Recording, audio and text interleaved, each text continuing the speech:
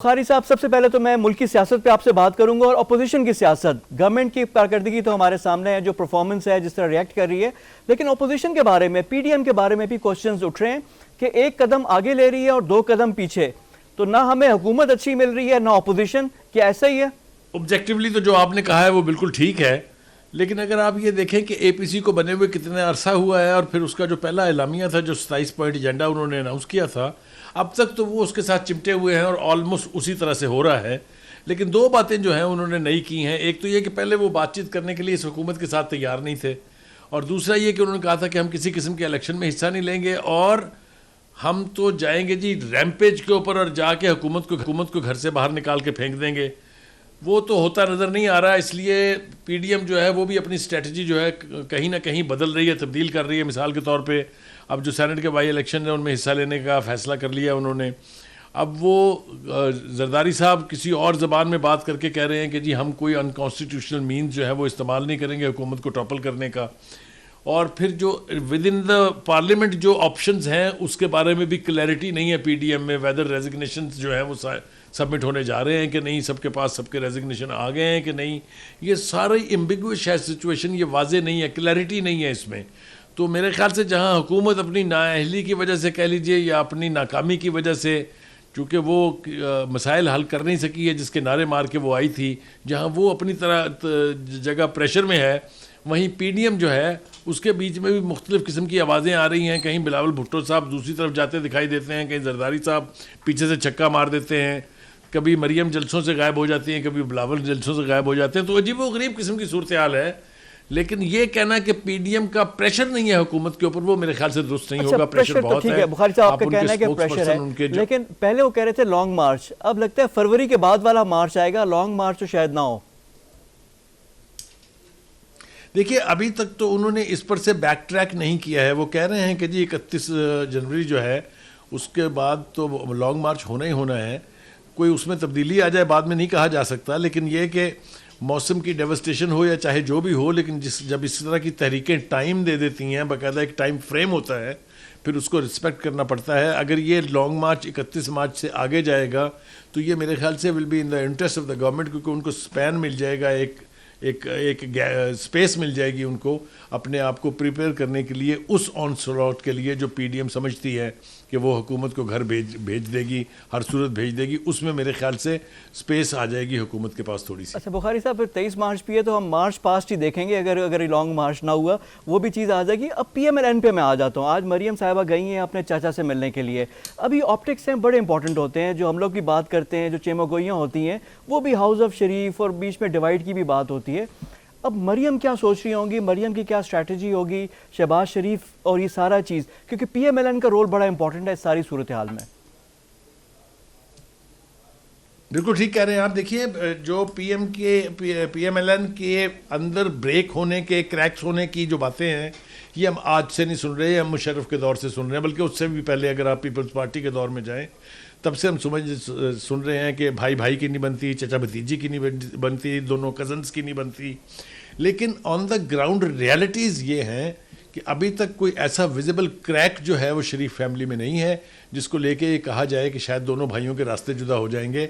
आपने देखा होगा कि पिछले दिनों में जितना भी इंटरेक्शन मीडिया के साथ किया है मरीम नवाज़ ने, उसमें चचा के बारे में नारे वारे भी लगवाए उन्होंने, अपने कज़न के बारे में भी नारे लगवाए हैं, और आज भी उन्होंने कहा है कि इमरान खान जो है वो इसलिए जेल में रख रहे हैं शहबाज शरीफ को क्योंकि वो समझते हैं कि ये उनका मुतबादल है। तो उस तरह के क्रैक्स तो वहाँ नहीं हैं। लेकिन ये बात बिल्कुल तय है कि अभी तक उनकी फाइनल स्ट्रैटेजी जो है वो समझ में नहीं आ रही है कि will they go out rightly for the long march on the 31 जनवरी जैसा कि उन्होंने अनाउंस किया था, या इसके अंदर भी कहीं ऊंच नीच होगी। अगर आप राना सनाउल्लाह साहब के बयानात देखें या एहसन इकबाल के बयानात देखें तो लग रहा है कुछ के कहीं ना कहीं कुछ ना कुछ गड़बड़ है ज़रूर। वो एक्चुअली क्या है वो इस स्टेज के ऊपर डिटरमिन करना शायद मुश्किल होगा, लेकिन पीडीएम की स्ट्रेंथ जो है अभी तक यही है कि उसके जलसे कामयाब हो रहे हैं, चाहे वो लोरालाई जैसे छोटे शहर में हो, लाहौर वाला भी बहुत क्राउड था। अगर लाहौर वाला जलसा? देखिए, लाहौर वाले क्राउड के बारे में बहुत रॉन्ग एस्टिमेट्स हम तक पहुंचते रहे हैं। सर वाटरलू कहा जा रहा है जावेद साहब जो है वो फरमाते हैं कि इतने बंदे तो हमारे कंटेनर पर होते थे, ये तो शायद दुरुस्त नहीं है। इसी तरह से जो बाकी अंदाजे थे, किसी ने कहा 3000 थे, किसी ने कहा 4000 थे, एजेंसीज ने कहा 13-14 हज़ार थे, ये सब कुछ गलत है।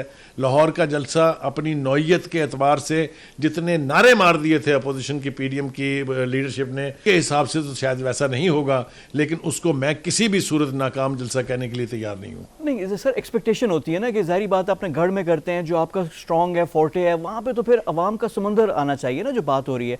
अब यहाँ पे जिस तरह आपने कहा कि जुबानी कलामी, देखिए नॉर्मल हालात में बिल्कुल ऐसा ही शायद हो जाता, ठीक है, लेकिन 2-3-4 चीजें ऐसी हैं। एक तो ये कि मौसम की तबाहकारियां अपनी जगह थी, उसकी डेवस्टेशन जो थी। दूसरा, कोरोना का रोना जो रो रही थी हुकूमत, वो अपनी जगह थी। तीसरा ये कि जिस ग्राउंड में जलसा इमरान खान साहब ने किया था वो इससे आधी भी नहीं थी, ये एक्सपेंडेड ग्राउंड थी। तो इस जलसे को मैं नाकाम नहीं कह सकता, मेरी मजबूरी समझ लीजिए आप, क्योंकि मैं आंखों से देख के जो चीज़ हो फिर उसके ऊपर मेरा कंप्रोमाइज करना आपको अपनी राय का पूरा इख्तियार है। ये जलसा बहुत फकीदुल मिसाल या तारीखी नहीं था, लेकिन ये जलसा नाकाम भी नहीं था, यानी जलसी भी नहीं था, यानी जलसा था, आपका कहना ये। अच्छा, मैं आ जाता हूँ मेन पॉइंट पे, जिस तरह आपने भी नहीं थी, बिल्कुल ठीक है। जिस तरह आपने कहा ना कि मरियम ने अब बात भी की है सारी, चाचा के हक में भी नारे लगवाए किया, लेकिन दो वाकयात है ना। एक तो लाहौर के जलसे के पीछे भी कहते हैं कि जी जो मैनेजमेंट है वो हमजा और शहबाज साहब का भी कहीं ना कहीं नाम आ रहा है, और फिर उसके बाद जो नवाज शरीफ और मरियम, सबसे जो क्रूशल जो था, जब वो लंदन से आए थे यहाँ पे और शहबाज शरीफ उनको लेने गए थे, बाकी सारी दुनिया पहुंच गई थी, शहबाज शरीफ नहीं पहुंच गए। अब ये जो proof of the pudding is in eating it, अब जो सेनेट में किसके बंदे अंदर आएंगे ये बड़ा वाजे हो जाएगा। सिंध के मामले में भी बात है कि मरियम की अपनी चॉइसेस हैं, कुछ लोग हैं जो मरियम के बहुत क्लोज हैं, अब वो सेनेट में आते हैं, जो शहबाज शरीफ के कैंप के लोग हैं वो आते हैं। तो क्या आपके ख्याल में सेनेट के इलेक्शन जो कैंडिडेट्स हैं, क्या वो लिटमस टेस्ट होगा? देखिए, पहली बात तो यह है कि आपने हवाला दिया, जब नवाज शरीफ साहब वापस आए थे लंदन से उस वक्त कोई लोग पहुंच नहीं सके थे, लेकिन ये आधा सच है, इसलिए कि हम साथ में ये नहीं बताते कि पूरा लाहौर जो है वो टैंकर्स की दीवारों के साथ जैम हो गया था, कोई एक गली और रास्ता बाकी नहीं बचा था जहां से लोग हो जाएं। फिर लोगों के साथ क्लैशेस हुए पुलिस ने हज़ारों लोगों को गिरफ्तार किया था। ये हम जो एक आधा कप जो है भरा हुआ आधा खाली की तरह से पूरा सच नहीं बताते हैं। बिल्कुल गलत बात है ये कि कोई बंदा निकला नहीं था, वो नहीं पहुंचे, उसकी कोई भी वजह और हो वो अलग बात है, लेकिन जो मैंने आंखों से देखा, मैं लाहौर में बैठा हुआ था, कि Lahore was sealed that day from every possible corner, road, chowk, crossing and everything. ये तो हो गया। वो सेनेट के इलेक्शन के हवाले से मुझे यूं लग रहा है, जो हम सुन रहे हैं, जो वाइब्स आ रही हैं, वो ये कि शायद जॉइंट कैंडिडेट जो है ना, वो मुश्तरका कैंडिडेट खड़े किए जाएंगे इस इलेक्शन के लिए। अगर ऐसा हो जाए और ऐसा हो गया तो फिर मेरे ख्याल से रिजल्ट्स जो हैं वो कुछ बेहतर पीएमएलएन के या पीडीएम के हक में आ सकते हैं। ऐसे सर, आपने जो कंटेनर लाहौर की चौक होने वाली बात की, जब इफ्तिखार चौधरी की बहाली वाला मामला था तो पिंडी इस्लामाबाद वो चौक सब जगह जगह रुकावटें थी, लेकिन जब अवाम का समंदर आया और नवाज शरीफ ही थे, वो गुजरावाला पहुंचने से पहले वो बहाल हो गए थे, तो प्रेशर भी होता है, चीज़ें भी होती हैं। और अब ये देखें ना, इट्स अप फॉर डिबेट के जो चीज़ होती है। लेकिन जो आपने सेनेट वाली अब बात की है, अब ये गवर्नमेंट भी अप्रोच कर रही है, जाहिर बात है पीटीआई, उस्मान बुज़दार साहब is in talks with PMLN people, तो वहाँ पे भी क्या कोई कू हो सकता है? अब शो ऑफ हैंड्स पे इलेक्शन कमीशन का भी मौक़िफ़ आ गया है, उन्होंने भी कहा कि जी हम इसके हक में नहीं हैं। तो ये शो ऑफ हैंड्स अगर ना हो तो किसके साथ हैंड हो जाएगा?